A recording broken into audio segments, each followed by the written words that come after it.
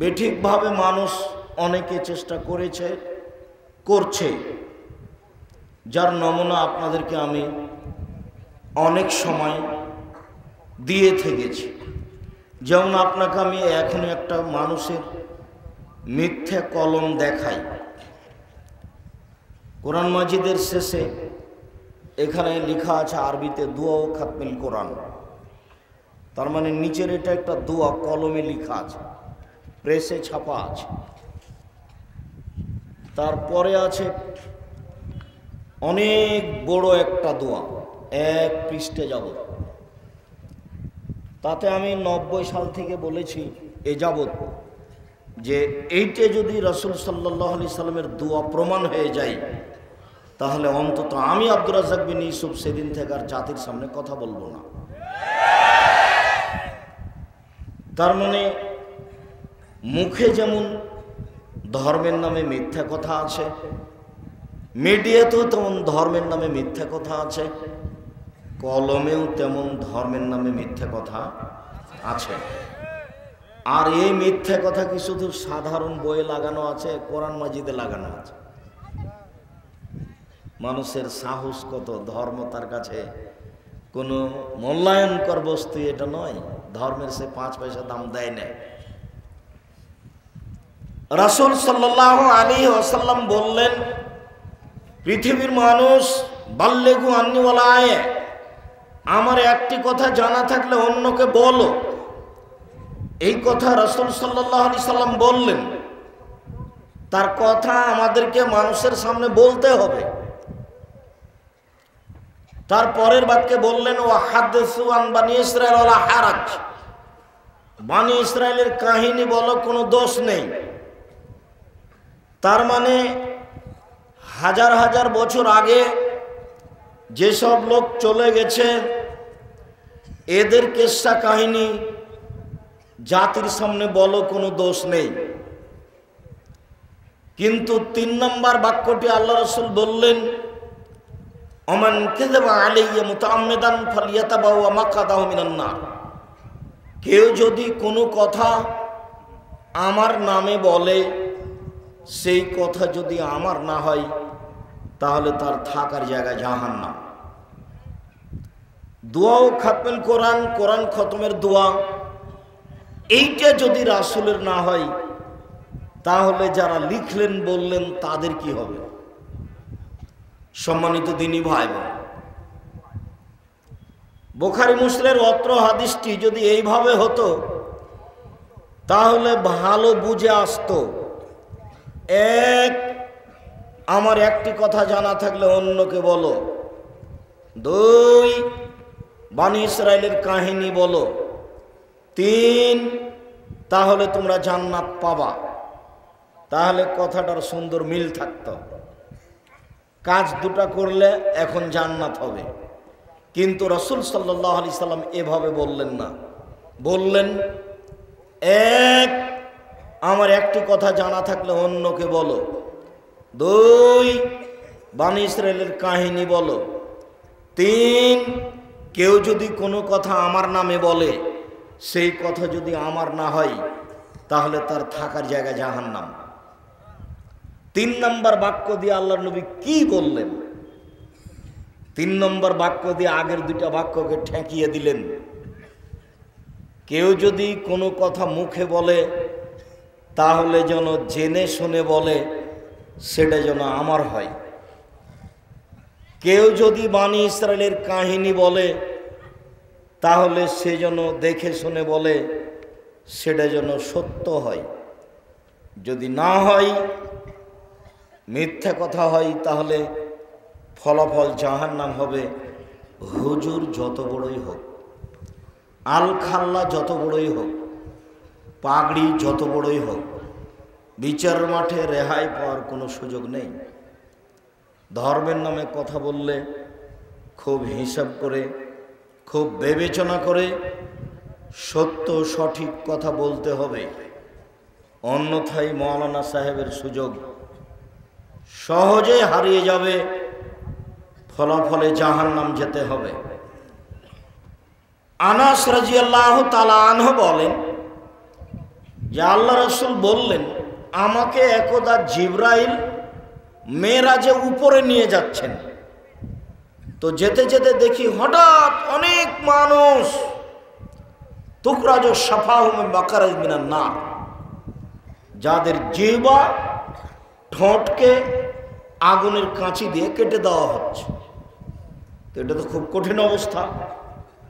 কাঁচি হচ্ছে আগুনের কেঁচি দিয়ে জিহ্বা কেটে দেওয়া হচ্ছে, তো এটা তো খুব কঠিন অবস্থা। তখন আমাদের নবী মুহাম্মদ সাল্লাল্লাহু আলাইহি ওয়াসাল্লাম জিবরাইলকে বলছেন, মান হাওলাই, এরা কারা, এরা কে, একই কথা, এ আবার কেমন কথা, আগুনের কাঁচি দিয়ে মানুষের জিহ্বা কেটে দেওয়া হচ্ছে। তখন রাসূল সাল্লাল্লাহু আলাইহি সাল্লাম উত্তরে বললেন, হাওলাই খুতবা মিন উম্মতিক, এরা হচ্ছে আপনার উম্মতের বক্তা, যারা বক্তৃতা করে বেড়াতে। তাহলে এখন বক্তব্য বন্ধ করতে হবে না বক্তব্য দিতে হবে? হুজুর তো বুঝতে পারেননি যে সমস্যাটা কোথায়। হুজুর মনে করছে যে দাপট দেখে থুঁথির জোর যার সেই ভালো বক্তা। হুজুরও মনে করেছেন, জনগণও মনে করল। তাফসির মাহফিল দেখলে আমার খুব কষ্ট হয়। ও মুফাসসির নিজেও জানে না যে আসলে এই তাফসির কি, ঘটনা কি। আমার এক চাচাতো ভাই আমাকে বলছেন যে আজকে বরিশাল থেকে একজন এসে তাফসির করলো, এই তাফসির তোরা জানিস না। তা আমি বললাম যে কি করলেন, তোরা ওই তাফসির জানিস না? আচ্ছা সেটা আমি বুঝলাম, আমি জানি না, কিন্তু কি তাফসির করলেন সেটা বলবেন তো। তো শেষ পর্যন্ত চাপ দিয়ে বলছেন, দেখো আদম আলাইহিস সালাম ঘুম থেকে উঠে দেখছেন পাশে একজন সুন্দরী মহিলা। তা আদম আলাইহিস সালাম হাত বাড়াতে গেলেন সেদিকে, তখন ফেরেশতা বলছেন থামেন। তো আদম আলাইহিস সালাম বলছেন কেন? ফেরেশতা বলছেন মোহর দিতে হবে আগে। তো আদম আলাইহিস সালাম বলছেন মোহর কি? তখন ফেরেশতা বলছেন 1000 বার দুরূদ পড়ে দিতে হবে মুহাম্মদ সাল্লাল্লাহু আলাইহি সাল্লামের উপরে, 1000 বার দুরূদ পড়ে দিতে হবে, তাহলে আপনার স্ত্রী হালাল হবে। তো আল্লাহ বলছেন সূরা বাকারাতে যে আমি আদমকে সব কিছু শিখিয়ে দিয়েছি। পৃথিবীর সবচেয়ে বড় শিক্ষিত মানুষ হলেন আদম আলাইহিস সালাম। আদম আলাইহিস সালামের চেয়ে বড় শিক্ষিত মানুষ পৃথিবীতে কেউ নেই। আদম আলাইহিস সালাম পৃথিবীর সব কিছু জানতেন। শুধু জানা নয়, দেখার সাথে সাথে তিনি বলতে পারতেন যে কোন কাজে লাগবে। একটা গাছ দেখার সাথে সাথে তিনি বলতে পারতেন যে এই গাছটাতে কি উপকার আছে, এটা তিনি বলে দিতে পারতেন। পৃথিবীর সবচেয়ে বড় শিক্ষিত মানুষ আদম আলাইহিস সালাম। আল্লাহ বললেন ওয়া আল্লামা আদামাল আসমা কুল্লাহা, পৃথিবীতে যা কিছু আছে সব কিছুর নাম আল্লাহ তাআলা আদমকে শিখিয়ে দিয়েছিলেন। কুল্লাহা, এমন কোনো কিছু পৃথিবীতে ছিল না যেটা আদম আলাইহিস সালাম জানতেন না। অত্র আয়াত প্রমাণ করে। তো নিজের বউকে কিভাবে হালাল করতে হবে সেটাই তিনি জানতেন না। আরে মুফাসসির হলে কি এত বেকুব বেখিয়াল হতে হয়? ধর্ম কি পাগল হয়ে গেছে? धर्म की राजशाही चांपानेर हवाई लड्डू, दोनों हाथ में लड्डू है, जो चाहे उसको खा ले, जो चाहे उसको छोड़ दे। এদেশে একটা বই পাওয়া যায়, বইয়ের নাম হচ্ছে তাফসির কি মিথ্যা হতে পারে। বইয়ের নাম কি? তাফসির কি মিথ্যা হতে পারে। জিজ্ঞাসাবোধক নাম যে তাফসির কি মিথ্যা হতে পারে, কিন্তু ওই বইয়ে যা তাফসির আছে সবই মিথ্যা, একটাও সত্য নয়। অথচ মাওলানা সাহেব ওই তাফসির জনগণের সামনে করছেন। সেই তাফসির আমি করতে আসিনি। আপনি বাদাম খাবেন আর তাফসির শুনবেন, এটা করিয়েন না, আমি কষ্ট পাবো। আমি আপনার জন্য এসেছি। সম্মানিত দিনী ভাই বোন, যে যেখানে আছেন চলাচল বন্ধ করে কথাবার্তা বন্ধ করে গুরুত্বপূর্ণ আলোচনা শোনার জন্য চেষ্টা করুন। কবর যত কঠিন, কিয়ামত তার চেয়ে অনেক অনেক অনেক বেশি কঠিন। কিয়ামত যত কঠিন, জাহান্নাম তার চেয়ে অনেক অনেক অনেক বেশি কঠিন। উসমান রাদিয়াল্লাহু তাআলা আনহু যখন কবরের পাশে দাঁড়াতেন, যে ওয়াকাফ আলা কাবরিন, যখন তিনি কবরের পাশে দাঁড়াতেন তখনই তিনি কাঁদা আরম্ভ করতেন। হাত্তা ইয়াবুল্লাহ লাইয়াতাহু, কেঁদে তিনি তার দাড়ি ভিজিয়ে ফেলতেন। তাহলে কবরের পাশে দাঁড়ালেই তার দুই চোখের পানি ঝরঝর ঝরঝর করে ঝরে আসত। তাকে বলা হলো তাজকুরুল জান্নাত ওয়ান নার ফালা তাবকি তাবকি মিন হাদা, আপনি নিজে জাহান্নাম জান্নাতের কথা বলেন, তাতে আপনি কান্নাকাটি করেন না, কিন্তু যখনই আপনি কবরের পাশে দাঁড়ান তখন আপনি এত কাঁদেন কেন? যার কারণে দুই চোখের পানি ঝরে আপনার দাড়ি ভিজে যায়। এইভাবে আপনি কান্নাকাটি কেন করেন? তখন তিনি বললেন, পৃথিবীর মানুষ শুনে রাখো, ইন্নাল কবর আউয়ালু মানজিল মিন মানাজিলিল আখিরা, কবর হচ্ছে পরকালের প্রথম স্তর, প্রথম বিপদ। ফাইন নাজা মিনহু ফাবাদ আইসর মিনহু, মানুষ যদি কবরে বেঁচে যায় তাহলে এরপরে যত স্তর আছে সব সহজ হয়ে যাবে। ওয়াইল্লাম ইয়ানজু মিনহু ফাবাদ আসাদ মিনহু, মানুষ যদি কবরে বাঁচতে না পারে তাহলে এরপরে যত স্তর আছে সব আরো কঠিন ও জটিল হয়ে যাবে। কবর যত কঠিন, কিয়ামত তার চেয়ে অনেক বেশি কঠিন। কিয়ামত যত কঠিন, জাহান্নাম তার চেয়ে অনেক অনেক অনেক বেশি কঠিন। কি দিয়ে বুঝায় আপনাকে আমি কবর কত কঠিন? রাসূল সাল্লাল্লাহু আলাইহি ওয়াসাল্লাম বলেন, যখন তাকে কবরে জিজ্ঞাসা করা হবে দ্বীন সম্পর্কে, মুহাম্মদ সাল্লাল্লাহু আলাইহি সাল্লাম সম্পর্কে, ইসলাম সম্পর্কে, সে যদি উত্তর দিতে না পারে, ইয়াজরিবু জারবাতান, এত জোরে তাকে ফেরেশতা মারবেন, ইয়াসিহু সাইহাতান, সে বাপরে মারে করে চিৎকার করবে, ইয়াসমু মা বাইনাল মাশরিক ওয়াল মাগরিব ইল্লা সাকালাইন, সারা পৃথিবীর জীবজন্তু, কীটপতঙ্গ, পদার্থ, জড় পদার্থ সব কিছু তার চিৎকার শুনতে পাবে, মানুষ আর জিন শুনতে পাবে না। এখান থেকে 50,000 কোটি কিলোমিটার দূরে যে বস্তু আছে সেও শুনতে পাচ্ছে এই কবরের চিৎকার। সে কত জোরে চিৎকার করছে আপনাকে আমি বুঝাতে অক্ষম। মুহাম্মদ সাল্লাল্লাহু আলাইহি ওয়াসাল্লাম বলেছেন, যে মারে সে চোখে দেখে না, যে মারে সে কানে শুনে না, যে মারে সে ফেরেশতা, তার রং বিভিন্ন ধরনের, কালো নীল, ভিন্ন ধরনের রং, চোখে দেখে না, কানে শুনে না, কোথায় মারছে আর চিৎকার যে করছে ও শুনতে পায় না, যার কারণে তার মারার গতির পরিবর্তন হয় না। মারে যে সে পুলিশ নয়, মারে যে সে মানুষ নয়, সে খায় না, পেশাব করে না, তার সংসার নাই, তার বিবাহ শাদী নেই, তিনি হচ্ছেন ফেরেশতা। প্রথম বাড়িও যেমন, শেষ বাড়িও তেমন, এইভাবে তাকে মারতে থাকবে বিচারের দিন পর্যন্ত।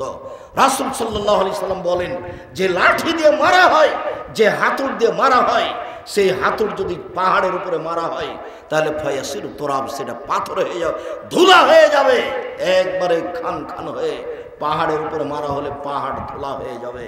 যেই হাতুড় দিয়ে মারা হয়, সেই হাতুড়টা যদি পাহাড়কে মারা হয় তাহলে পাহাড় ধুলা হয়ে যাবে। মুহাম্মদ সাল্লাল্লাহু আলাইহি সাল্লাম এইভাবে বলেন। কি দিয়ে বুঝায় আপনাকে আমি কবর কত কঠিন? এখানে চিৎকার করছে, তার কণ্ঠ, তার শব্দ শুনতে পাচ্ছে 50,000 কোটি কিলোমিটার দূরে। যে মানুষ, যে জীবজন্তু আছে, জিন আর মানুষ ব্যতীত যেই পদার্থ, জড় পদার্থ আছে, সে শুনতে পাচ্ছে কবরের শাস্তি, শুনতে পাচ্ছে গিলাসটা, কবরের শাস্তি শুনতে পাচ্ছে বক্সটা, কবরের শাস্তি শুনতে পাচ্ছে বাল্বটা, কবরের শাস্তি শুনতে পাচ্ছে এই মাইক, সব কিছু শুনতে পাচ্ছে কবরের চিৎকার। কিন্তু মানুষ এবং জিন শুনতে পায় না। শুনতে পারলে সে বাঁচত না। আপনাকে আমি বুঝাতে পারি কবর কি জিনিস। রাসূল সাল্লাল্লাহু আলাইহি সাল্লাম দিন রাত কবরের শাস্তি থেকে বাঁচতে চাইতেন। যখনই তিনি জানাজায় দাঁড়াতেন তখনও লোকটার জন্য কবরের শাস্তি থেকে আল্লাহর কাছে বাঁচতে চাইছেন, আল্লাহ তুমি তাকে কবরের শাস্তি থেকে বাঁচাও। সম্মানিত দিনী ভাই বোন, বাড়ির পিছন দিকে যে 2 হাত 2.5 হাত গর্ত করে কবর করা হয়েছে, তার নাম কবর নয়। সেটাই যদি কবর হতো তাহলে যাকে বাঘে খেয়ে নিল তার কবর কোথায়? কবরস্থানে 2-2.5 হাত যে কবর করা হয় সেটাই কবর নয়। সেটাই যদি কবর হতো তাহলে যে আগুনে জ্বলে ছাই হয়ে গেল তার কবর কোথায়? সেটাই যদি কবর হতো তাহলে যে পানিতে ডুবে হারিয়ে গেল তার কবর কোথায়? মরার পর থেকে নিয়ে বিচারের দিন পর্যন্ত একটা দীর্ঘ সময়ের নাম কবর, যাকে বলা হয় আলামে বারজাক। এই দীর্ঘ সময়ের নাম কবর। এটা কোনো জায়গা, কোনো স্থান নয়। সম্মানিত দিনী ভাই বোন, এই দীর্ঘ সময়ের ভালোটা হলো খারাপ। মানুষটা যদি ভালো হয়, মরার পরে ফেরেশতা যখন জিজ্ঞাসা করবেন তখন যদি তার উত্তর ঠিক হয় তাহলে ফেরেশতা বলবেন নামকা নামতিল আরুসে লাইকুদুইলা আবালিহি, তুমি ঘুমিয়ে যাও বাসর রাতের ঘুমানোর মতো, যাকে কেউ জাগাবে না তার অতীব প্রিয় মানুষ ছাড়া। তুমি ঘুমিয়ে যাও বাসর রাতের ঘুমানোর মতো, যাকে কেউ জাগাবে না অতীব প্রিয় মানুষ ছাড়া।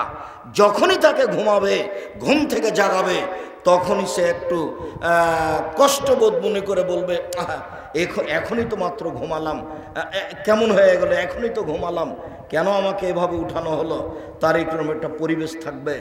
অথচ সেই লোকটা কবরে ঘুমিয়ে আছে 4000 বছর থেকে, 10,000 বছর থেকে।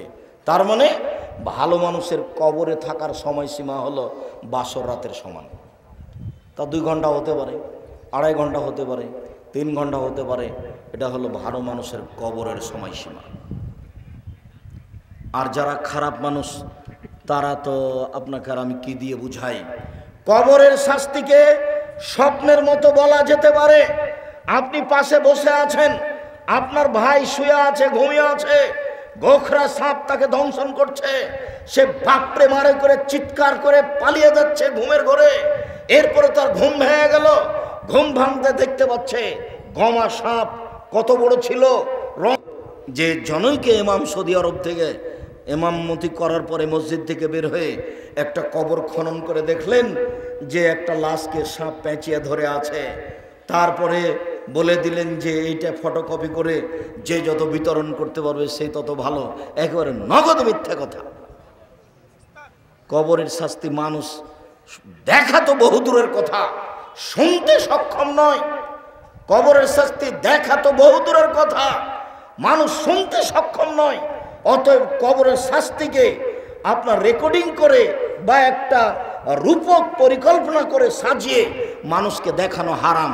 এটা মানুষের পক্ষে সহজ সম্ভব নয়। কবরের শাস্তি, কবর যত কঠিন কিয়ামত তার চেয়ে অনেক বেশি কঠিন।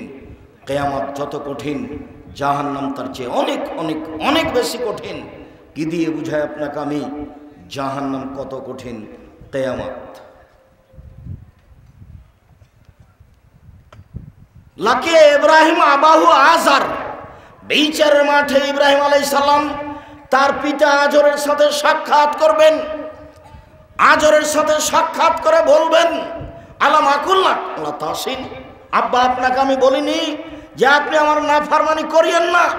কতবার বলেছিলাম আব্বা আপনি আমার নাফরমানি করিয়েন না, আপনি আমার কথা শোনেন, আপনি আমার কথা শোনেন। তখন তার পিতা আজর বিচারের মাঠে বলবে আলিয়ামুল্লাহ আসিকা, বেটা আজকে তোমার নাফরমানি করব না, যা বলবে সেটা আমি মানব।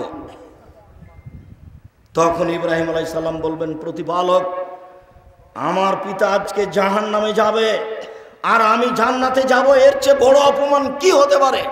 আইয়ু খিজি রাজদা মিন আবিলাবাদ, আজকে আমার পিতা জাহান্নামে যাবে আর আমি জান্নাতে যাব, এর চেয়ে বড় অপমান কি হতে পারে? আমি ইব্রাহিম এটাকে সবচেয়ে বড় অপমান মনে করছি। তখন আল্লাহ তাআলা বলবেন ইব্রাহিম শুনে রেখো, তোমার পিতা আমার নবীকে মানেনি, তোমার পিতা আমার নবী ইব্রাহিমকে মানেনি, অতএব আজকে তোমার কথা রক্ষা হবে না। তোমার পিতার চেহারা আকৃতি পরিবর্তন করে দেওয়া হলো, সাপের আকৃতি করে দেওয়া হলো। ইব্রাহিম আলাইহিস সালাম সে তার নিজের পিতাকে হাদিয়ে ধরে জাহান্নামে নিক্ষেপ করবেন। যদিও অপরিচিত শব্দ ব্যবহার করা হয়েছে যে তার পিতাকে সাপে পরিণত করা হবে, তারপর তার পা ধরে, সাপের পা ধরে জাহান্নামে নিক্ষেপ করা হবে। বাস্তবত ইব্রাহিম আলাইহিস সালাম নিজেই করবেন।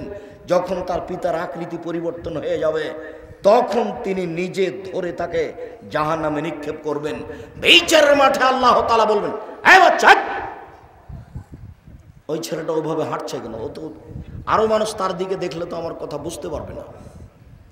দয়া করে কোনো কাজ দেখায়েন না, কিছুক্ষণ অপেক্ষা করেন। আমি আব্দুল্লাহ বিন ফজল নই যে ভোর পর্যন্ত বক্তব্য দিব। আমি অত কোরআন হাদিস জানি না, সারা রাত বক্তব্য করি না। আপনি দয়া করে নিজের কোনো কাজ দেখাবেন না। আমি আপনার জন্য এসেছি কষ্ট করে। মহিলা মানুষ, আপনাকে বলছি, ঢং ঢং করে এসেছেন, ঢং ঢং করে গল্প করতে করতে যায়েন না।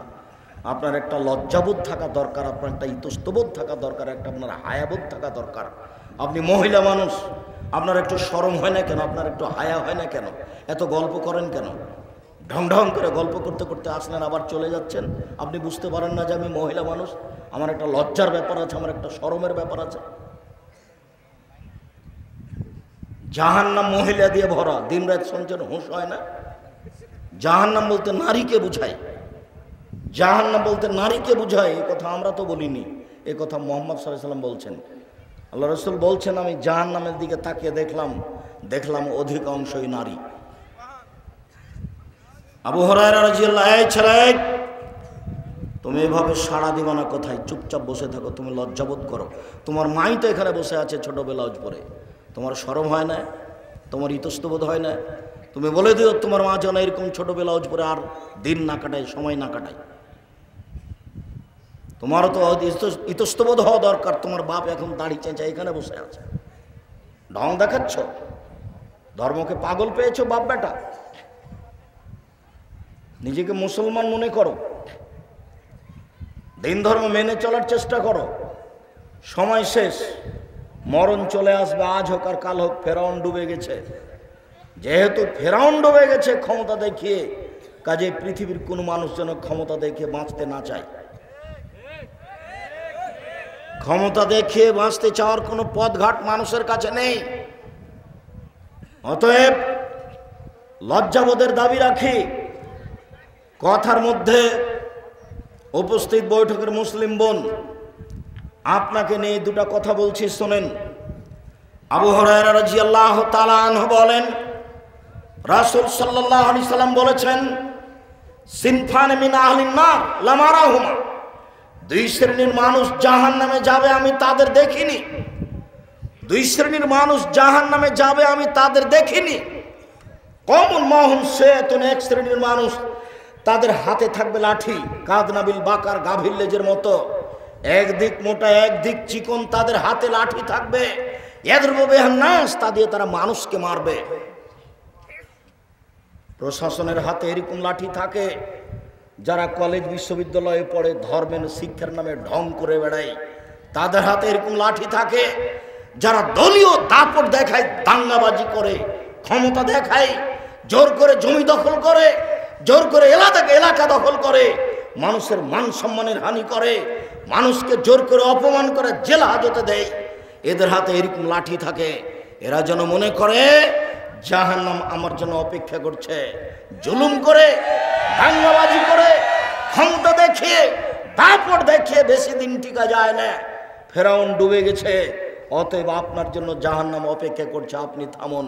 আপনাকে আমি অনুরোধ করেছি, ক্ষমতা দেখিয়ে, দাঙ্গাবাজি দেখিয়ে, জুলুমবাজি করে, মানুষের প্রতি অন্যায় অবিচার করে, ক্ষমতা দেখিয়ে, মানুষকে জেল হাজতে দিয়ে, মানুষকে অপমান করে 1 মিনিট বাঁচার চেষ্টা করিয়েন না। নরম হয়ে থাকেন, খুব নরম হয়ে থাকেন, মাটির মানুষ, মাটির মতো হয়ে থাকেন, ফলাফল ভালো হবে। সময় অল্প। কালকে ছিল 40 বছর, আজকে দেখছেন 60। কালকে ছিল 60 বছর, আজকে দেখলেন 80। তার মানে বেশি সময় নেই, অল্প সময়। আদম সন্তানকে, অন্তত মুহাম্মদ সাল্লাল্লাহু আলাইহি ওয়াসাল্লামের উম্মতকে বেশি সময় দেওয়া হয়নি। অল্প সময় বাঁচতে এসে মানুষের ক্ষতি করে বাঁচার চেষ্টা করিয়েন না, মানুষকে অপমান করে বাঁচার চেষ্টা করিয়েন না, এর ফলাফল ভালো নয়।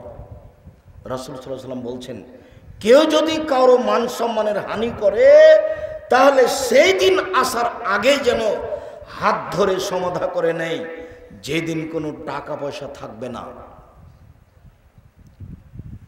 যেহেতু বিচারের মাঠে হাত ধরে ক্ষমাও হবে না, যেহেতু বিচারের মাঠে টাকা পয়সা দিয়ে বাঁচাও যাবে না, সেই দিন তখন নেকি দিয়ে বাঁচতে হবে।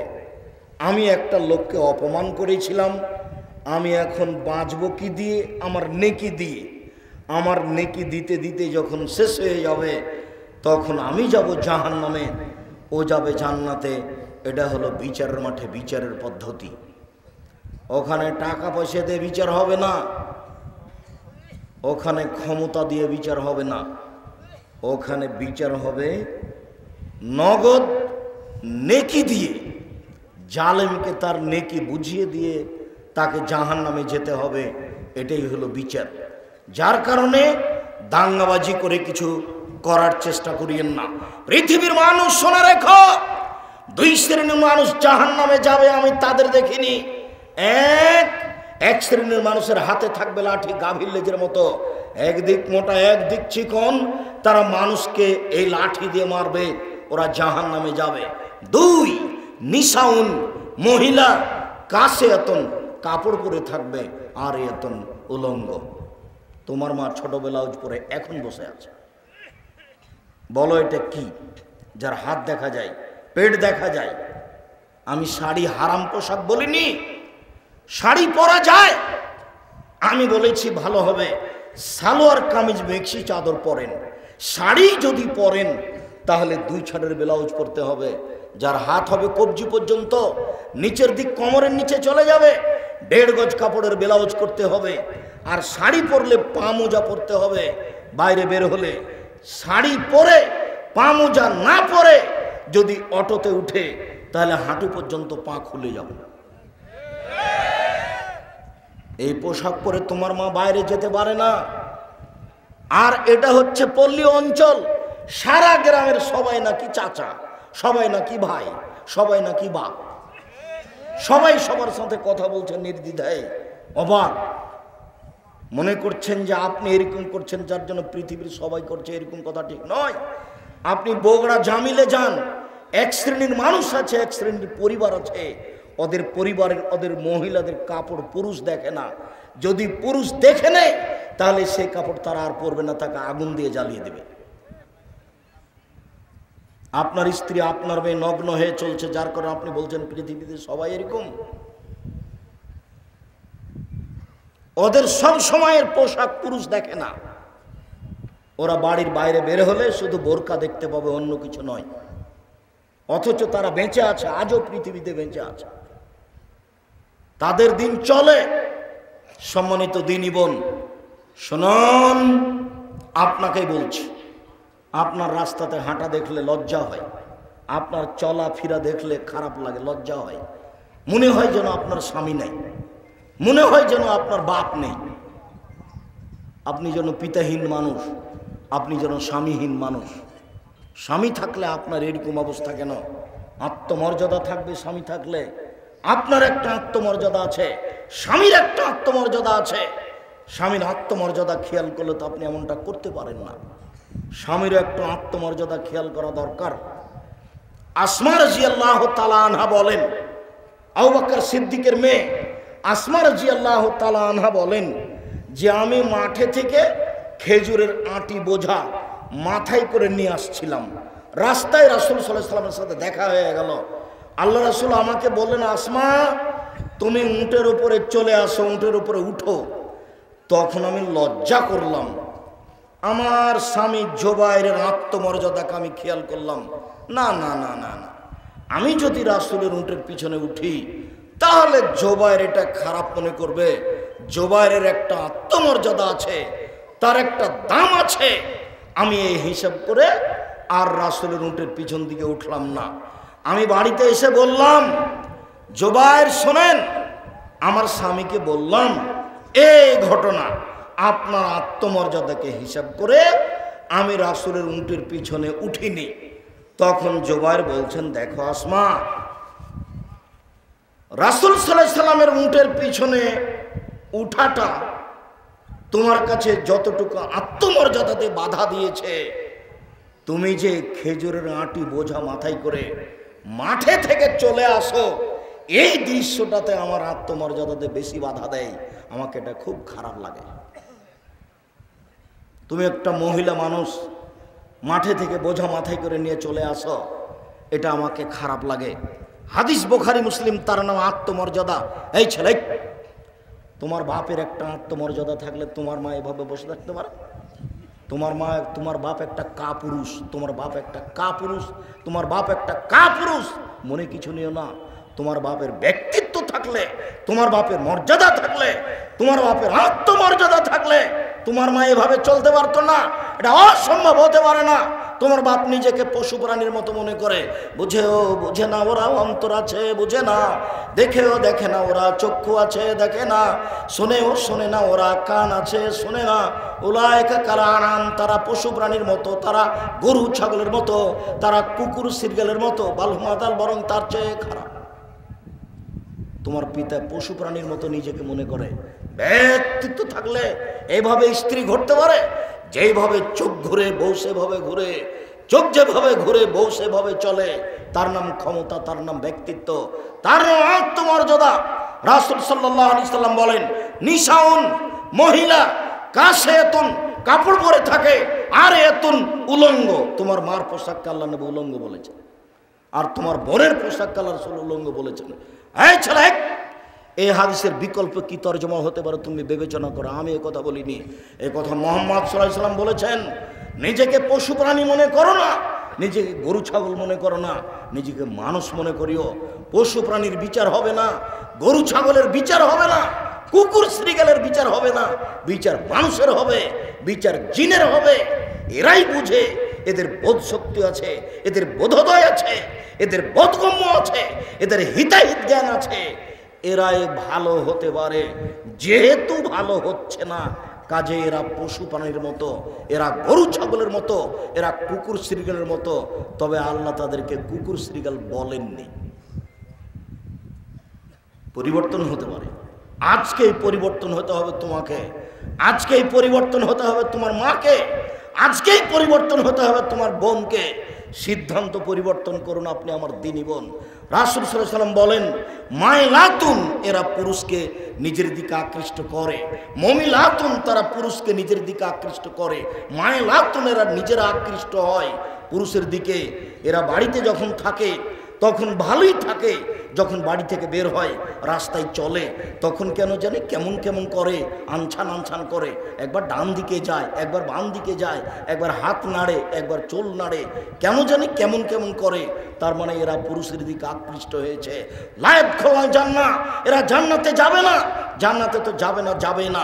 ওয়ালা ইয়াজিদনা রিহাহা, এরা জান্নাতের গন্ধ পাবে না। ফাইনা রিহাহা লা তুজাদু মিন মাসরাতি কাদা ওয়া কাদা, যে জান্নাতের গন্ধ 1 বছরের দূরত্ব পথ থেকে পাওয়া যায়, এটা জান্নাত। এখানে একটা দ্রুতগামী ঘোড়া দৌড়াতে আরম্ভ করে, 1 বছর দৌড়ায়, এই যত পথ যাবে ওই পথের মাথায় কেউ যদি দাঁড়ায় তাহলে জান্নাতের গন্ধ পাবে। এই মহিলারা জান্নাতের গন্ধও পাবে না।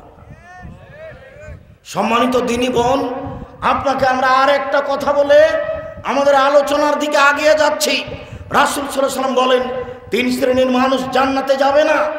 সালাসাতুন লা তাদখুলুল জান্নাতা আবাদা, 3 শ্রেণীর মানুষ কখনো তারা জান্নাতে যাবে না। 1, মদমিনুল খামর, যারা নিয়মিত বিড়ি, তামাক, জর্দা, সিগারেট, গুল, নেশাদার দ্রব্য খায়, পান করে, তারা জান্নাতে যাবে না। এমনভাবে আজ থেকে আপনি বিড়ি সিগারেট ছেড়ে দিবেন, দোকানদার যেন একেবারে যা কিনেছিল সেটা যেন মালিককে ফেরত দিয়ে আসে বা ফেলে দেয়, আগুন দিয়ে জ্বালিয়ে দেয়। আর তুমি যদি আবার এখান থেকে উঠে গিয়ে আবার সিগারেট লাগাও, তখন তুমি মনে করিয়ে কি ব্যাপার, আমি কি পশু নাকি? বুঝেও তো বুঝলাম না, আমি তো বুঝলাম, তারপরে আবার আমি ভালো হতে পারলাম না কেন? তাহলে কি আসলে আমি পশুর মতো হয়ে গেছি? ফকির ভিক্ষা চাইলে বলেন মাফ কর, আর ওই টাকা দিয়ে বিড়ি সিগারেট কিনে দিন রাত খান, শরম হয় না কেন? রাসূল সাল্লাল্লাহু আলাইহি সাল্লামকে জিজ্ঞাসা করা হয়েছিল, আল্লাহর নবী, আইউল আমালে আফজাল, পৃথিবীতে কর্ম হিসেবে সবচেয়ে উত্তম কোনটা? মানুষ যে সব কাজ করে তার সবচেয়ে সবচেয়ে ভালো কাজ কোনটা?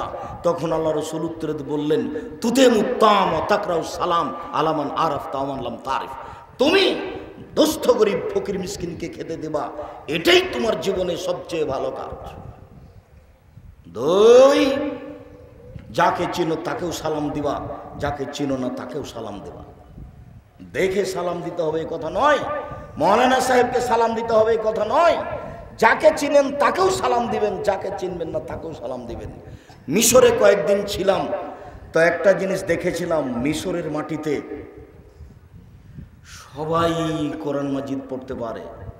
ভ্যান চালক, রিক্সা চালক, অফিসার, মন্ত্রী, এমপি সবাই কোরআন মাজিদ পড়তে পারে।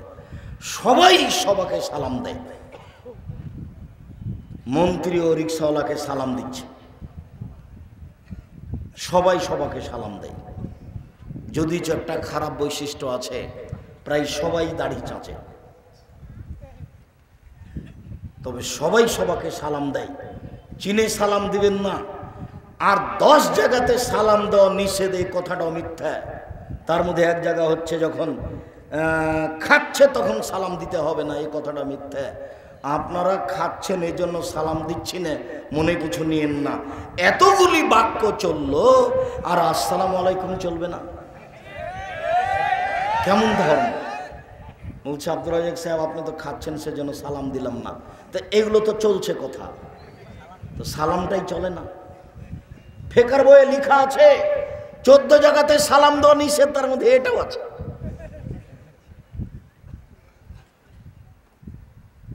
পাবনা যাচ্ছি, তো এক লোক অজু করছে, আমি সালাম দিয়েছি। তা আমাকে বলছে অজু করার সময় সালাম দেওয়া যায় না। তো আমি বলছি যে কোথায় আছে? আছে। কোথায় আছে? আছে। তারপর অনেক কথা। আল্লাহ মাফ করো, অজু করার সময় সালাম দেওয়া যায় না, এ কোন কথা? রাসূল সাল্লাল্লাহু আলাইহি ওয়াসাল্লাম বলছেন যাকে চিনো তাকেও সালাম দিবা, যাকে চিনো না তাকেও সালাম দিবা। মোবাইলের রিং হচ্ছে, অন করে দিয়ে আপনি সালাম দেন। হিন্দু হোক, মুসলমান হোক, বৌদ্ধ হোক, খ্রিস্টান হোক, সে যেই হোক না কেন, ডোম হোক, চামার হোক, হাঁড়ি হোক, সে যেই হোক না কেন, মুচি হোক, মেথর হোক, আপনি তাকে সালাম দিবেন। যদি আপনি নাম্বারে চিনতে পারেন যে হিন্দু, তাহলে আপনি সালাম দিবেন না। তাহলে আপনি বলবেন জি ধন্যবাদ, কি বলছিলেন। যদি আপনি চিনতে না পারেন, সে যেই হোক, পশু প্রাণী, গরু ছাগল, যে আপনার সাথে কথা বলছে, আপনি তাকে সালাম দিবেন। রাসূল সাল্লাল্লাহু আলাইহি ওয়াসাল্লাম বলছেন তুমি যাকে চিনো তাকেও সালাম দিবা, যাকে চিনো না তাকেও সালাম দিবা। হাদিস তো বুখারী মুসলিম। এটা আপনি কি বুঝলেন? মোবাইলের নাম্বার দেখে আপনি চিনতে পারছেন না, অতএব আপনাকে আর বিবেচনা করতে হবে না। আর আপনাকে তো বলেছি আপনি হ্যালো বলিয়েন না, হ্যালো কুকুরকে বলে। হ্যালো কাকে বলে ডাকে? কুকুরকে বলে ডাকে। কই আমি তো আপনাকে কোনোদিন বলিনি হ্যালো, আমি তো আসসালামু আলাইকুম বলি। সবাই যে বলছে, মৌলানা সাহেবও বলছে, তো মৌলানা সাহেব বলছে, তা আমি কি করব? আমি বলিনি কোনোদিন, আমি হ্যালো শব্দ ব্যবহার করিনি। হ্যালো বলে কুকুরকে ডাকে।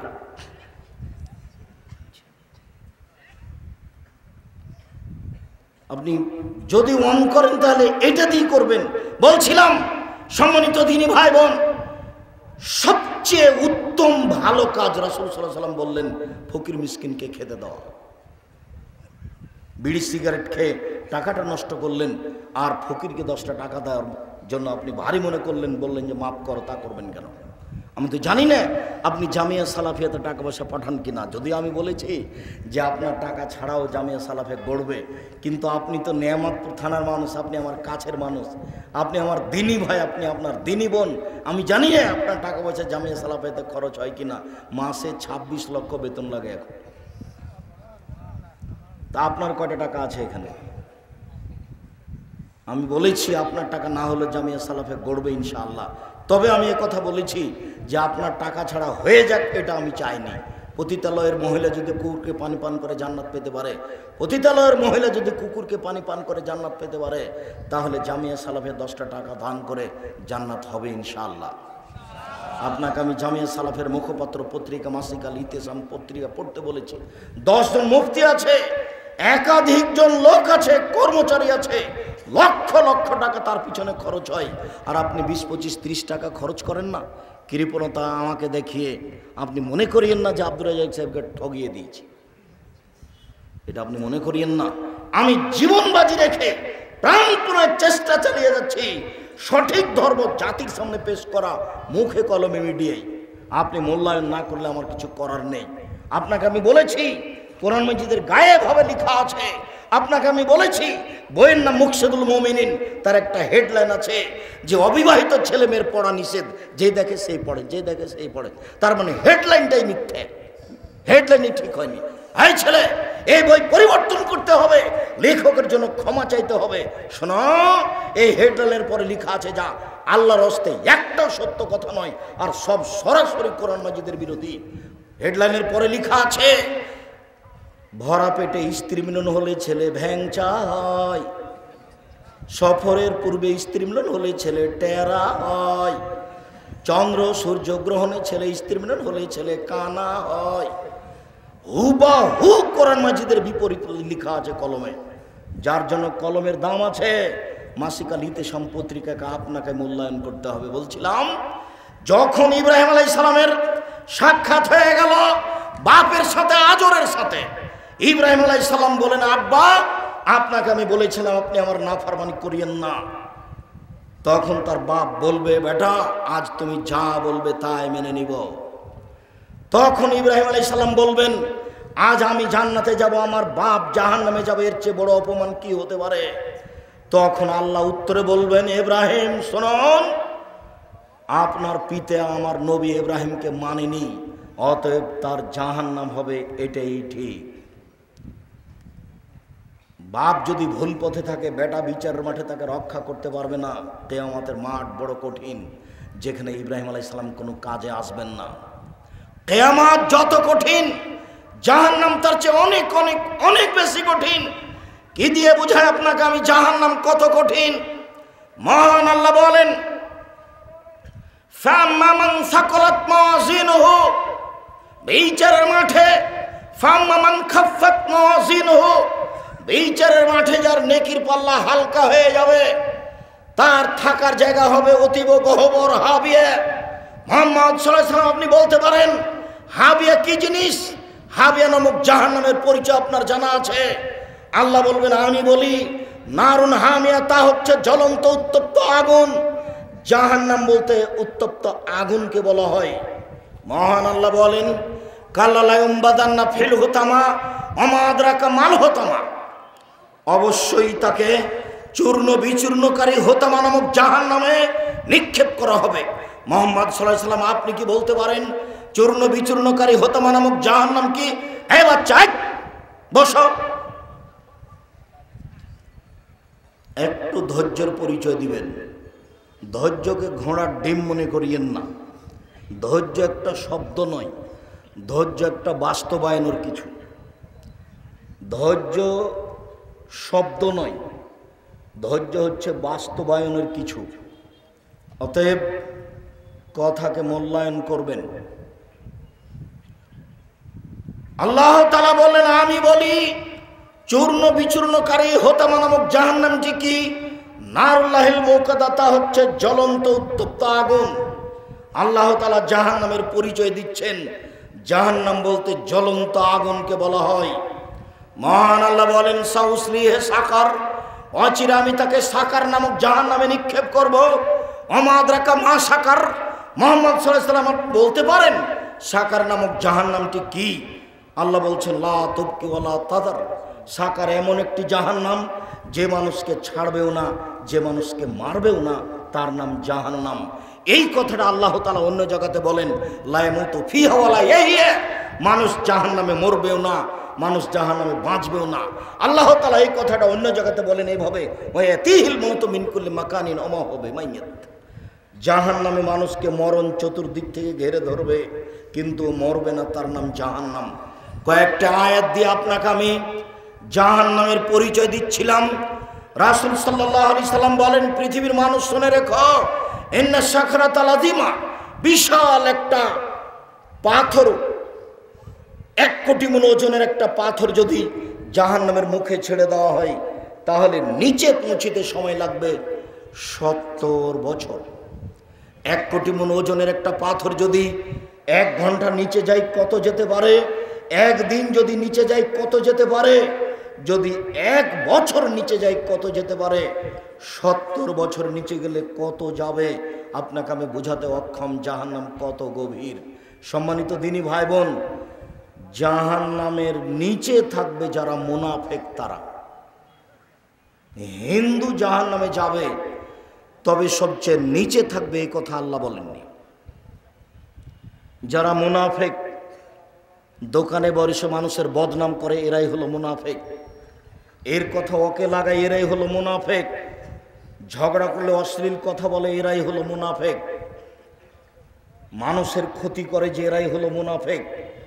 আজান হয়ে গেছে তবু মসজিদের সামনে না গিয়ে, মসজিদে না গিয়ে দোকানে বসে গল্প করে, এরাই হলো মুনাফিক।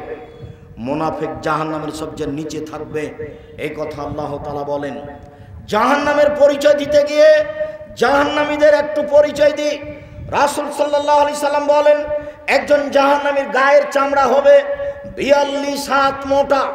রাসূল সাল্লাল্লাহু আলাইহি সাল্লাম বলেন, একজন জাহান্নামীর দাঁত হবে উহুদ পাহাড়ের সমান। উহুদ পাহাড় 4 কিলোমিটার প্রশস্ত, 8 কিলোমিটার লম্বা। নিচে কত আছে তা মানুষ জানে না। রাসূল সাল্লাল্লাহু আলাইহি সাল্লাম বলেন, একজন জাহান্নামের উরু রান হবে বাইজা পাহাড়ের সমান, যার দৈর্ঘ্য হচ্ছে 39 কিলোমিটার লম্বা। সম্মানিত দিনী ভাই বোন, রাসূল সাল্লাল্লাহু আলাইহি সাল্লাম জাহান্নামীদের পরিচয় দিতে গিয়ে বললেন, একজন জাহান্নামীর বসার জায়গা হবে মক্কা থেকে মদিনা 450 কিলোমিটার পথ। একটা লোকের বসার জায়গা যদি 450 কিলোমিটার হয়, একটা লোকের গায়ের চামড়া যদি 42 হাত মোটা হয়, একটা লোকের দাঁত যদি উহুদ পাহাড়ের সমান হয়, একটা লোকের উরু রান যদি বাইজা পাহাড়ের সমান হয়, একটা লোকের ডান কাঁধ থেকে বাম কাঁধের ব্যবধান যদি একটা দ্রুতগামী ঘোড়ার 3 দিন 3 রাতের পথ হয়, তাহলে লোকটা কত বড়। পৃথিবীর শুরু থেকে শেষ পর্যন্ত যত মানুষ এসেছে, যত মানুষ আছে, যত মানুষ আসবে, তার শতকরা 1999 জন লোক জাহান্নামে যাবে। একজন যদি এত বড় হয়, তাহলে কত বড় আপনাকে আমি কি দিয়ে বুঝাই জাহান্নাম কি জিনিস। রাসূল সাল্লাল্লাহু আলাইহি সাল্লাম বলেন, যত মানুষ এসেছে, যত মানুষ আছে, যত মানুষ আসবে, যত জিন এসেছে, যত আছে, যত আসবে, সব যদি একসাথে জাহান্নামের দরজা দিয়ে ঢোকে, তাহলে ঢুকতে অসুবিধা হবে না। তার নাম জাহান্নাম। মানুষকে শাস্তি দেওয়ার জন্য আল্লাহ এই ব্যবস্থা করেছেন। জাহান্নামকে বিচারের মাঠে টেনে নিয়ে যাওয়া হবে। জাহান্নাম কথা বলতে পারে। যখন জাহান্নামে মানুষকে নিক্ষেপ করা হবে, যতবার নিক্ষেপ করা হবে ততবার জাহান্নাম বলবে, আর কি কিছু আছে, আর কি কিছু আছে। তখন আল্লাহ তাআলা তার পাকে জাহান্নামে ঢুকিয়ে দিবেন। তখন জাহান্নাম এনজাবি বাজেলা বাজিন, তার কিছু অংশের মধ্যে লেগে একেবারে আঁটোসাঁটো হয়ে যাবে। আঁটোসাঁটো হয়ে গিয়ে জাহান্নাম বলবে, তাত তাত তাত, যথেষ্ট যথেষ্ট যথেষ্ট। তাহলে জাহান্নাম কথা বলতে পারে। এ দেখেন জাহান্নাম কথা বলছে। ফাস্তাকাতিন নারাইলা রাব্বিহা, জাহান্নাম তার প্রতিপালকের কাছে অভিযোগ করলো। অভিযোগ করে বলল, ইয়াকুল বাজি বাজান, আল্লাহ আমার কিছু অংশকে ধরে খায়। এইদিকের আগুন ঝাপটা মেরে এইদিকের আগুনকে ধরে খায়, এইদিকের আগুন ঝাপটা মেরে এদিকের আগুনকে ধরে খায়। তার মানে আল্লাহ তুমি আমার ভেতরের শাস্তিকে একটু হালকা করবে কি? ফাওয়াজান আল্লাহ বে নাফসাইন, তখন 2টা শ্বাসের অনুমতি দিয়ে তার ভিতরের শাস্তি হালকা করা হলো। আল্লাহ বললেন, ঠিক আছে জাহান্নাম, আমি তোমার কথা মেনে নিলাম। তুমি একবার শ্বাস ছাড়বে ঠান্ডা এলাকা থেকে, তাহলে পৃথিবী 6 মাস ঠান্ডা থাকবে। তুমি একবার শ্বাস ছাড়বে গরম এলাকা থেকে, তাহলে পৃথিবী 6 মাস গরম থাকবে। অন্যথায় তুমি একবার শ্বাস ছাড়বে, তাহলে পৃথিবী 6 মাস গরম থাকবে। আর একবার শ্বাস গ্রহণ করবে, তাহলে পৃথিবী 6 মাস ঠান্ডা থাকবে। এর নাম জাহান্নাম। আপনি হালকা মনে করিয়েন না। কবর যত কঠিন, কিয়ামত তার চেয়ে অনেক বেশি কঠিন। কিয়ামত যত কঠিন, জাহান্নাম তার চেয়ে অনেক অনেক অনেক বেশি কঠিন। জাহান্নামের খড়ি হবে মানুষ ও পাথর। জাহান্নামে কোনো কয়লা থাকবে না, জাহান্নামে কোনো খড়ি থাকবে না, মানুষ নিজেই খড়ি, জিন ইনসান নিজেই খড়ি, এই কথা আল্লাহ তাআলা বলছেন। সম্মানিত দিনী ভাই বোন, জাহান্নামীদেরকে পিছন দিকে হাত বেঁধে নিয়ে যাওয়া হবে। আল্লাহ তাআলা বলেন, খুজুহু ফাগুল্লুহু সুমাল জাহিমা সাল্লুহু, এদের ধরো, এদের শিকলবন্দি করো, এদের টেনে হেঁচড়ে জাহান্নামে নিয়ে যাও। তাহলে কি বিচারের মাঠে পালিয়ে যাবে?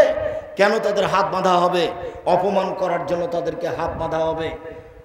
গায়েবান্ধা পলাশবাড়ি মুজিবুর বিএসসি বলেছিলেন, জনাব আমি এমনিতে জেলে চলে যাব, আমার যেন হাত কড়া না দেওয়া হয়। তার মানে হাতে হাত কড়া দিলে এটা একটা অপমানের ব্যাপার। ইন্দিরা গান্ধীর হাতে হাত কড়া দেওয়া থাকবে, সেদিন কেউ ঠেকাতে পারবে না। ফেরাউনের হাতে হাত কড়া দেওয়া থাকবে। যত লোক পাপী, দাঙ্গাবাজি, স্বেচ্ছাচারী, স্বৈরাচারী, দাম্ভিক, অহংকারী, মানুষকে অপমান করে, জেল হাজতে দেয় জোর করে, এদের সবার হাত পিছন দিকে বাঁধা থাকবে। কোনো মায়ের বেটা সেখানে দাঁড়াতে পারবে না কথা বলার মতো। পৃথিবীর কোনো মানুষ পারবে না, ফেরেশতা পারবে না, জিন পারবে না। যখন বিচার শুরু হবে তখন আল্লাহ তাআলা বলবেন, আল ইয়াউমা লা তামলিকু নাফসুন লিনাফসিন শাইআ ওয়াল আমরু ইয়াওমাইযিন লিল্লাহ। আজ কোনো মানুষ কোনো মানুষের কোনো উপকার করতে পারবে না, একচ্ছত্র মালিকানা আল্লাহর হাতে থাকবে। সেই সময় আল্লাহ বলবেন, আইনাল জব্বার আইনাল মুতাকাব্বির, স্বৈরাচারী, স্বেচ্ছাচারী, অহংকারী, বদমেজের কোথায়? আনা মালিকুল আমলাক, আমি হচ্ছি রাজাধিরাজ। সেদিন মানুষ বুঝতে পারবে বিচার কাকে বলে। সেদিন আসার আগে আপনি প্রস্তুতি নেন। সম্মানিত দিনী ভাই বোন, মানুষের তো বিচার হবে হবেই, পশু প্রাণীরও বিচার হবে। মানুষের তো বিচার হবে হবেই, পশু প্রাণীরও বিচার হবে। পশু প্রাণীর বিচার কি? একটা শিংওয়ালা ছাগল যদি একটা অশিংওয়ালা ছাগলকে গুতা মেরে থাকে, তাহলে আল্লাহ অশিংওয়ালা ছাগলকে শিং দিয়ে বলবেন যে তুমি গুতা মেরে পরিশোধ করে নাও, বা শেষ, তারপরে তারা মিটে যাবে। কিন্তু মানুষের এরকম হবে না। মানুষ দিয়ে জাহান্নামকে পূর্ণ করা হবে, মানুষ দিয়ে জান্নাতকে পূর্ণ করা হবে। বাকি যেটুকু থেকে যাবে আল্লাহ তাআলা পা ঢুকিয়ে দিয়ে পূর্ণ করবে জাহান্নামকে। আর জান্নাত যেটুকু বাকি থেকে যাবে সেটুকু আল্লাহ আবার মানুষ সৃষ্টি করে জান্নাত পূর্ণ করবেন। সম্মানিত দিনী ভাই বোন, জাহান্নামের উল্লেখযোগ্য শাস্তি হচ্ছে আগুন, জাহান্নামের উল্লেখযোগ্য শাস্তি হচ্ছে জাক্কুম গাছ, জাহান্নামের উল্লেখযোগ্য শাস্তি হচ্ছে সাপ, জাহান্নামের উল্লেখযোগ্য শাস্তি হচ্ছে বিচ্ছু, জাহান্নামের উল্লেখযোগ্য শাস্তি হচ্ছে হাতুড়, হাম্বল এ দিয়ে পিটানো হবে। জাহান্নাম থেকে বাঁচার জন্য চেষ্টা করুন। এই ছেলে, জাহান্নাম থেকে বাঁচার জন্য সব সময় সালাম ফেরার পূর্বে বলবেন, রব্বানা আতিনা ফিদ দুনিয়া হাসানাতাও ওয়া ফিল আখিরাতি হাসানাতাও ওয়া কিনা আযাবান নার। জাহান্নাম থেকে বাঁচার জন্য আপনি বলবেন, আল্লাহুম্মা ইন্নী আউযু বিকা মিন আযাবি জাহান্নাম ওয়া আউযু বিকা মিন আযাবিল কবর ওয়া আউযু বিকা মিন ফিতনাতিল মাসীহিদ দাজ্জাল ওয়া আউযু বিকা মিন ফিতনাতিল মাহইয়া ওয়াল মামাত। জাহান্নাম থেকে বাঁচার জন্য ঘুমানোর সময় বলবেন, আল্লাহুম্মা কিনি আযাবাক ইয়াওমা তাবাসু ইবাদাক। কবরের পাশে জাহান্নাম থেকে বাঁচার জন্য জানাজার দোয়াটি পড়বেন। সম্মানিত দিনী ভাই বোন, সমস্ত দিনী ভাই বোনকে জাহান্নামের ব্যাপারে সতর্ক থেকে জাহান্নাম থেকে বাঁচার অনুরোধ জানিয়ে, ঠিক মতো ইবাদত করার অনুরোধ জানিয়ে আজকের আলোচনা এখানে শেষ করতে যাচ্ছি। আমাদের অনেক বই পুস্তক আছে, বিশেষভাবে ডান দিকে আছে স্টল, বিশেষভাবে আপনাদের জন্য বই নিয়ে আসা হয়েছে। সেটা হচ্ছে মাসিকা লিতে সম্পত্রিকা। আর ওই সলাতের উপরে বইটা আছে, নামাজের উপরে পোশাক আছে। আর আমার দিনী বোনেরা অনেক এসেছেন, আপনাদের জন্য বই আছে আদর্শ পরিবার। আমার দিনী বোনেরা আপনাদের জন্য বই আছে, কেন এই নির্যাতন কি তার প্রতিকার। আমার দিনী বোনেরা আপনাদের জন্য বই আছে, সম অধিকার নয় মর্যাদা চাই। আপনাদের জন্য বই আছে মঙ্গলস হতে কবর পর্যন্ত। সব বইগুলো স্টেজ থেকে সংগ্রহ করার জন্য আমরা অনুরোধ জানাচ্ছি। ও ক্যালেন্ডার আছে, সকাল সন্ধ্যা যে দোয়াগুলো পড়তে হবে সেগুলো ক্যালেন্ডারে দেওয়া আছে। 50 টাকা বড় কথা নয়, সবাই নিয়ে যাবেন। সারাদিন যে সব দোয়াগুলো পড়া হয় সেইগুলো ক্যালেন্ডারে আছে, সেগুলো নিয়ে যাবেন। সব ডান দিকে আছে। আর মাসিকা লিতে পত্রিকা, জামিয়া সালাফের মুখপাত্র পত্রিকা সবাই নিয়ে যাবেন। মহিলাদের মাথার চুল খোপা বাঁধা অবস্থায় কি অজুতে মাথা মাসা করতে পারবে? পারবে, সমস্যা নেই। চুলের উপর দিয়ে নিয়ে যাবে, আবার উপর দিয়ে ফিরিয়ে নিয়ে আসবে। সলাত আরম্ভ করলে খোপা খুলে দেওয়া ভালো হবে। মাগরিবের আজানের আগ মুহূর্তে মসজিদে ঢুকে কি তাহিয়াতুল মসজিদের সালাত আদায় করতে হবে? যে কোনো সময়ে সূর্য ডুবুক উঠুক মাথার উপরে থাক, যে কোনো সময় মসজিদে ঢুকলে 2 রাকাত সালাত আদায় করতে হবে, তারপরে বসা। এইটা অনুমতি। আল্লাহর ঘর তো, আমি তো আর বলতে পারছি না সরাসরি যে আমি কি বসবো, এটা তো আর আমি বলতে পারছি না। তো এটাই অনুমতি যে আপনার ঘরে যে আমি বসতে চাচ্ছি, তখন উনি রাসূলের মাধ্যমে কথা বলেছেন যে 2 রাকাত সালাত আদায় করে বসো। তাই মসজিদে 2 রাকাত সালাত আদায়ের জন্য সময় নেই, যখনই ঢুকবেন তখনই 2 রাকাত সালাত আদায় করে বসবেন। আসসালামু আলাইকুম শেখ, আমাদের গ্রামে একটি অক্তিয়া মসজিদ আছে, যার 100 ফিট পূর্বে ও 50 ফিট দক্ষিণে কবর আছে। তবে মসজিদের জায়গাটি কবরস্থানের হওয়ায় এর পরিবর্তে জমি কবরস্থানের নামে কিনে দেওয়া হয়েছে। আচ্ছা ভালো, তবে ও প্রাচীর দিয়ে ঘিরে দিতে হবে কবরকে। কবর এবং মসজিদকে পৃথক একটা প্রাচীর দিয়ে পৃথক করতে হবে। শুক্রবারে যদি কোনো ব্যক্তি মারা যায় তাহলে কবরের আযাব হবে কি? 4 শ্রেণীর মানুষের কবরের শাস্তি হবে না। 1, রাতে সূরা মুলক পড়ে যে দাঁড়ানো অবস্থায় চলা অবস্থায়, কথাটা শুনে রাখেন, সূরা মুলক রাতে পড়াতে অভ্যাসী যে তার কবরের শাস্তি হবে না। 2, জুমার দিন মারা যায় যে তার কবরের শাস্তি হবে না। 3, পেট ব্যথায় মারা যায় যে তার কবরের শাস্তি হবে না। 4, শহীদ হয় যে তার কবরের শাস্তি হবে না। উপদেশ বইও আছে, কে বড় লাভবান বইও আছে। বইগুলো না নিয়ে মনে করিয়েন না যে আব্দুর রাজ্জাক সাহেবের ঠগিয়ে দিয়েছি, এটা মনে করিয়েন না, আমি আপনার জন্যই লিখেছি। আর ওই ভুল ত্রুটিপূর্ণ বইগুলিকে সংশোধন করার জন্য অনুরোধ জানিয়েছি। বইয়ের প্রথমে লেখা আছে কোনো জাল জয়ীফ হাদিস এই বইয়ে নেই, কোনো কিস্সা কাহিনী নেই, এভাবে লেখা আছে বইয়ে। মুখে যা বলছি কলমে তাও করছি। জাতির ক্ষতি করে, ধর্মের নামে জাতির ক্ষতি করে পরকাল হারাতে রাজি নই। অতএব বক্তব্য যেমন মূল্যায়ন করেন, কলম বই পুস্তক তেমন মূল্যায়ন করবেন বলে আমি আশাবাদী। মাসিক আলিতে সম্পত্তিকা বের করে অনেক কষ্ট করে ব্যয়বহুল পয়সা খরচ করে আপনি মূল্যায়ন করবেন। কবরস্থানে গিয়ে কোনো ব্যক্তিকে হাত তুলে দোয়া করতে পারবে? জি, বুখারী মুসলিমের হাদিস, কবরস্থানে গিয়ে হাত তুলে দোয়া করতে হবে। হাত তুলে দোয়া করার বুখারীতে প্রায় 36টি হাদিস আছে। তবে নামাজের পরে, জানাজার পরে, সভা সমিতির পরে হাত তুলে দোয়া করলে তা বিদআত হবে। হাত তুলে দোয়া করা ব্যক্তিগত ব্যাপার, সমষ্টিগত ব্যাপার শুধু পানি চাইতে গিয়ে উল্টা হাতে মাঠে আর মসজিদে সোজা হাতে জুমার খুতবায়, এ হলো হাত তুলে দোয়া। কবরস্থানে গিয়ে হাত তুলে দোয়া করা সুন্নাত, ব্যক্তিগত ব্যাপার। ওসরের ধান বিক্রয় করে টাকা বিতরণ করা যাবে কি? জি না, যার ওসরের ধান তিনি করতে পাবেন না। জমা যেখানে দেওয়া হবে মাদ্রাসায় তারা বিক্রি করবেন। ইনি যদি নিজেই বিক্রি করেন তাহলে এখনো তার ক্ষমতা আছে এই জিনিসের উপরে, অথচ এগুলো ফকিরের জিনিস, মিসকিনের জিনিস, ওনার কিসের ক্ষমতা? মুসল্লি যদি ইমামকে পছন্দ না করে তাহলে ইমামের পিছনে নামাজ হবে কি? ইমামের হবে না, মুসল্লির হবে। এখন জানি না তোমার তার সাথে সম্পর্ক দুর্বল কেন। পিছনে হাফেজ রেখে ইমাম সাহেব যদি নামাজ পড়ায় তাহলে কি নামাজ হবে? হাফেজ মানে কোরআন হাদিস জানে, এই কথা ঠিক নয়। যার জন্য হিফজখানা আমি খুলতে নিষেধ করছি। হিফজখানা খুললে সেখানে কেতাবখানা দুটো থাকতে হবে একসাথে। মুখস্থ করালেন, কিছুই বুঝলো না, তাহলে আপনি কি করলেন? জামিয়া সালাফের সব প্রতিষ্ঠানের সাথে হিফজখানা হলো শাখা একটা প্রতিষ্ঠান, হিফজখানা ভিন্ন প্রতিষ্ঠান নয়। সাথে সাথে যিনি হাফেজ তাকে এমামতি করতে হবে কেন? যে এমাম আছে তিনি এমামতি করবেন। উনি যদি চান তাহলে বলতে পারেন ইনাকে এমামতি করতে যে আপনি করেন। তাছাড়া যে লোক এমাম আছে সে এমামতি করবে, ভুল হোক আর ঠিক হোক, ইনার এমামতি করা নিষেধ আছে। আসসালামু আলাইকুম। সালাত আদায় করে না এমন কোনো ব্যক্তিকে মসজিদ, মাদ্রাসার ক্যাশিয়ার, সেক্রেটারি, সভাপতির দায়িত্ব দেওয়া যাবে কি? যাবে না। হালাল পাখি হত্যা করে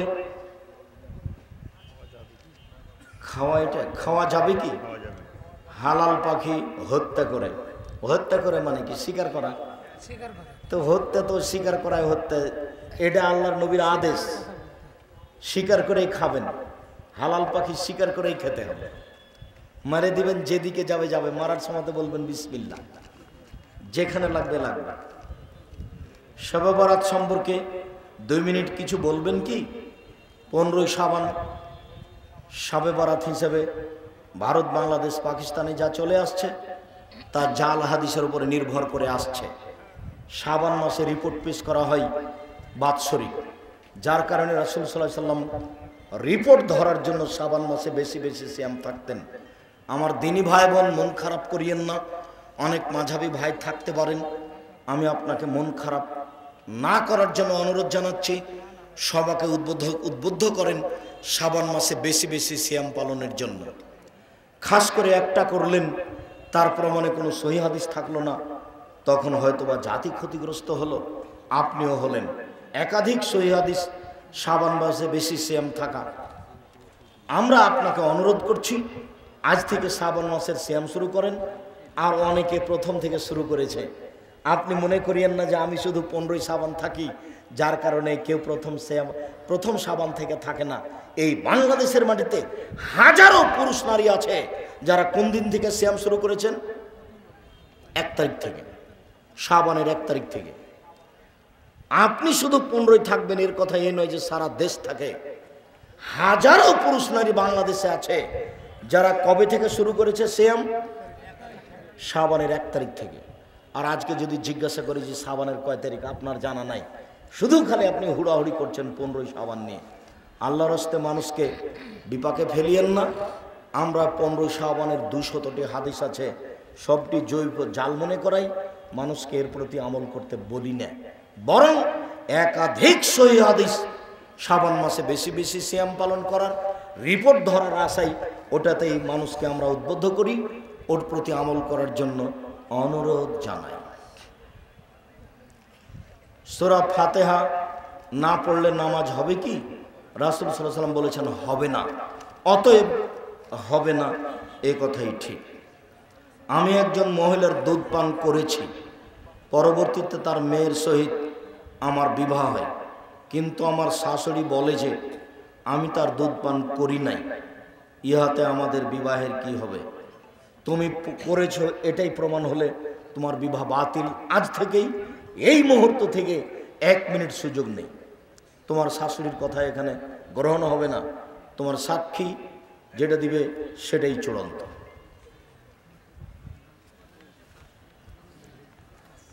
ওস্তাদজি, কোনো হিন্দু ব্যক্তির দানের টাকায় কি মসজিদ বানানো যাবে? তা তো যাবেই। যারা হিন্দু মানুষ তারাই তো কাবা ঘর বানিয়েছে। মোহাম্মদ সাল্লাল্লাহু আলাইহি সাল্লামের বাপ চাচাকে মুসলমান হয়েছিল, ওরা তো সব পত্তলিক, মূর্তি পূজা করত। ওদের মূর্তির নাম ছিল লাত, মানাত, ওজ্জা, হুবল, এগুলো তারা মূর্তি পূজা করত। তারাই তো কাবা ঘর বানিয়েছে, আজও আছে।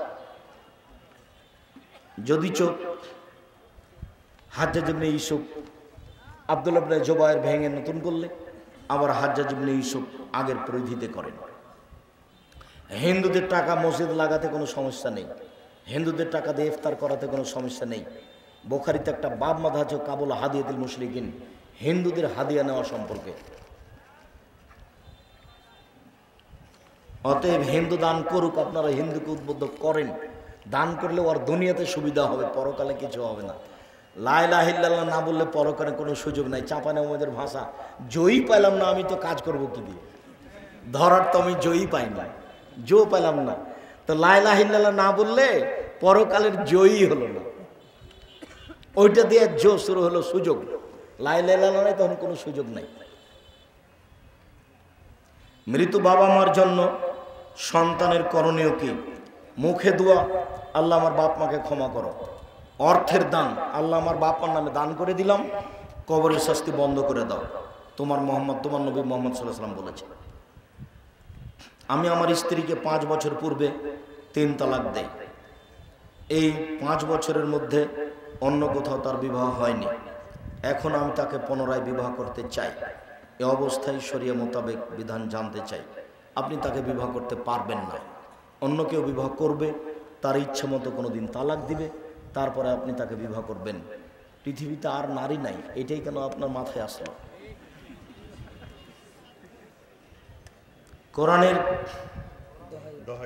কোরআনের দোহাই দিয়ে কি দান তোলা যাবে কি? কোরআনের দোহাই দিয়ে মানে কি?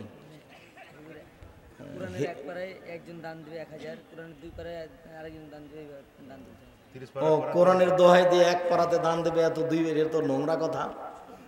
ওই কোরআন মাজিদ বিক্রি করে খাওয়া যাবে না, ওইভাবে দান নিতে হবে না।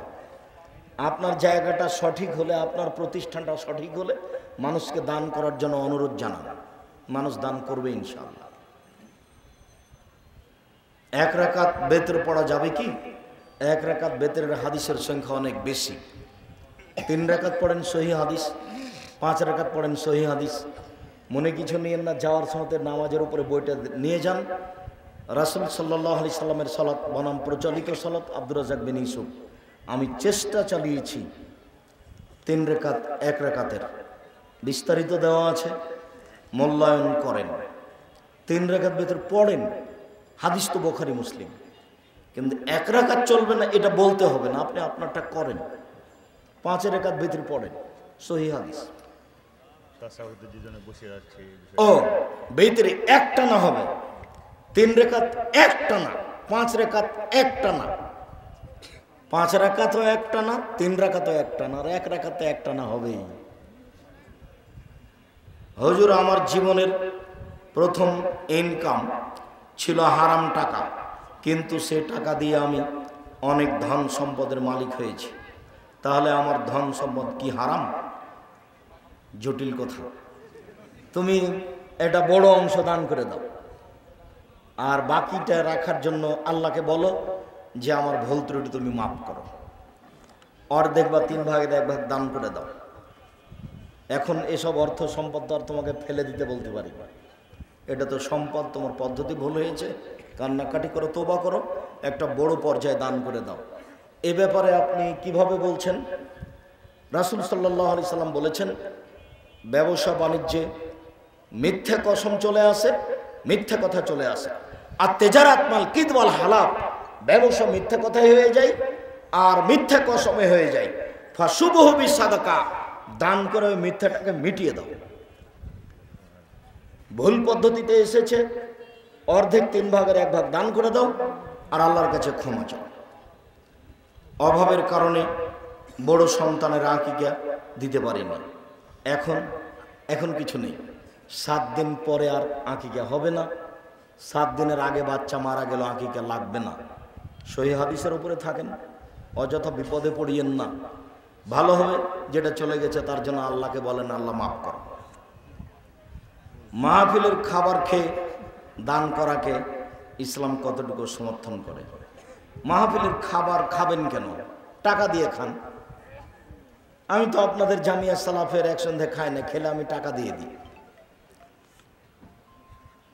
আপনারা জামিয়া সালাফে যে টাকা পয়সা দেন, সেই টাকা পয়সা দিয়ে যা কিছু করেন সেখান থেকে আমি খেলে টাকা দিয়ে দিই। মাহফিলে এসেছেন, খাবেন, টাকা দিয়ে দিবেন।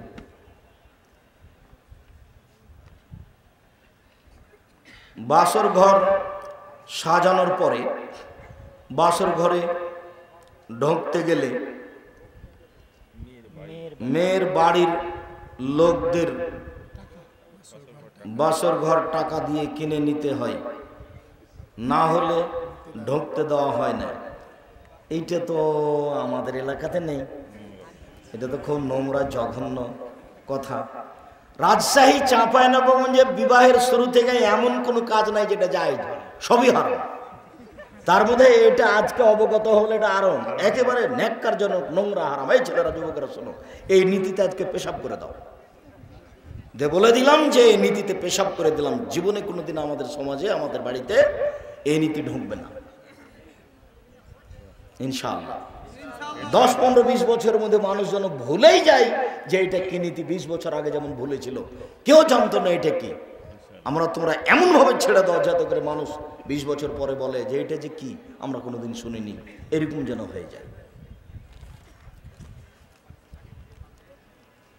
একটা গরুর সমস্ত বডি কি খাওয়া হালাল? যা রুচি তাই খাও, ও প্রাণী হালাল। আমি প্রতি মাসে 5-6 লাখ টাকা কামাই করি। কই তুমি যে একদিনে জামিয়া সালাফে যাওনি গো, কি ব্যাপার? তুমি কৃপণ আছো না কি, না আমার উপরে হিংসে আছে? দেখো, আমার মনে বড় সাদ, আমি এদেশের মাটিতে উন্নত মানের প্রতিষ্ঠান গড়বই ইনশাআল্লাহ। সেটাই জামিয়া সালাফিয়া।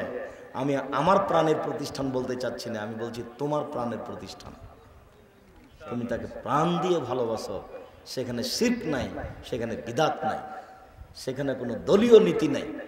দল মুক্ত, শিরক মুক্ত, বিদাত মুক্ত এদেশের ভিন্ন ধরনের প্রতিষ্ঠান, একমাত্র আল্লাহকে সন্তুষ্ট করার জন্য।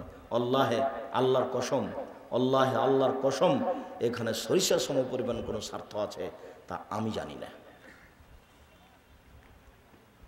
কিন্তু সবাই আমার কাছে থেকে টাকা খায়, ধার নিয়ে কেউ টাকা ফেরত দেয় না। এখন আমার করণীয় কি?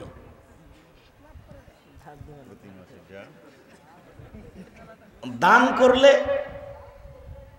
1 টাকায় 10 নেকি, আর ধার দিলে 1 টাকায় 18 নেকি। কেন? ধার দিয়েছে মোটা টাকা, যা ঠিক মতো পাওয়া যায় না, যার কারণে এরকম নেকি। আপনি দিয়েছেন, নেকি পাবেন ইহকালে ও পরকালে। যারা নিয়েছে, দেয়নি, তারা বিপদে পড়েছে, বিচারের মাঠে নেকি দিয়ে বুঝিয়ে দিতে হবে। ঋণ খুব খারাপ জিনিস, ঋণ করবেনই না। যেসব জিনিস থেকে আল্লাহ রাসূল বাঁচতে চাইতেন, তার একটা বড় জিনিস ঋণ। আল্লাহ তুমি আমাকে ঋণ থেকে বাঁচাও, আল্লাহ তুমি আমাকে ঋণ থেকে বাঁচাও। যারা ঋণ নিচ্ছেন, জরুরি ভিত্তিতে তা পৌঁছে দিবেন, নইলে বিচারের মাঠে নেকি দিয়ে বুঝিয়ে দিতে হবে। বিষয়টি খুব জটিল। আপনি ঋণ দেন, মানুষ দেখার না দেখ আপনি ঋণ দিতে থাকবেন মানুষকে। আর মানুষকে উদ্বুদ্ধ করছি, ঋণ নেওয়া ভালো কাজ নয়, নিলে ফেরত দিবেন, নইলে বিচারের মাঠে নেকি দিয়ে বুঝিয়ে দিতে হবে। তখন সামান্য কারণে সব নেকি হারিয়ে যাবে। আমাদের বাসা রংপুরে, আমরা 5 জন আপনার সব বক্তব্য শুনি এবং সব অনুসরণ করি, কিন্তু কেউ নামাজ পড়তে পারি না। মৃত ব্যক্তিকে কবরে নামানো এবং রাখার সঠিক নিয়ম কি? মৃত ব্যক্তিকে অজু দিয়ে গোসল দিতে হবে। অজুর পূর্বে পেট টিপে পেশাব পায়খানা বের করা যাবে না, নিষেধ, বিদআত। নখ কাটা যাবে না, গোপ কাটা যাবে না, পরিষ্কার পরিচ্ছন্ন করা যাবে না। যা আছে এই অবস্থায় অজু দিতে হবে, গোসল দিতে হবে 3 বার 5 বার, সাবধান খুব ভালো করে পানি গরম করে বড়ই পাতা দিয়ে, আর নাহলে সাবান দিয়ে হাত দিয়ে ডলে ভালো করে পরিষ্কার করতে হবে ঝকঝকে করে। তারপরে 3টা কাপড় সাজাতে হবে, মহিলা পুরুষ সবার 3 কাপড়। লাশটা উঠিয়ে দিয়ে ডান দিকের কাপড় উঠিয়ে, বাম দিকের কাপড় উঠিয়ে জানাজার পূর্বে কোনো বক্তব্য চলবে না। চেয়ারম্যান একটা, মেম্বার একটা, এমপি একটা, অমুক অমুক, এইভাবে কোনো বক্তব্য চলবে না। অতিরিক্ত যে কর্জের ঋণের কথা, তারপরে যেদিকে পা থাকে সেদিকে নামাতে হবে। তাহলে কোন দিক থেকে হলো? দক্ষিণ দিক থেকে। ওই প্লেসে কবর সাজাতে হবে। নিরুপায় হয়ে ডান দিক থেকে এক পাশ থেকে নামিয়ে দিতে হবে। এটা শরীয়ত বিরোধী আমল। সহিহ হাদিস, যেদিকে পা থাকে সেদিক থেকে নামাতে হবে। বিসমিল্লাহি ওয়া আলা মিল্লাতি রাসূলিল্লাহি সাল্লাল্লাহু আলাইহি ওয়াসাল্লাম। পুরো ডান কাঁধে, একবারে পুরো লাশটাকে কবরের ওয়ালের সাথে লাগিয়ে দিয়ে ডান কাঁধে রাখতে হবে, মুখটা নয়, পুরো ডান কাঁধে। ঘুমানো যেমন, কবরে রাখা তেমন। মৃত ব্যক্তিকে কবরে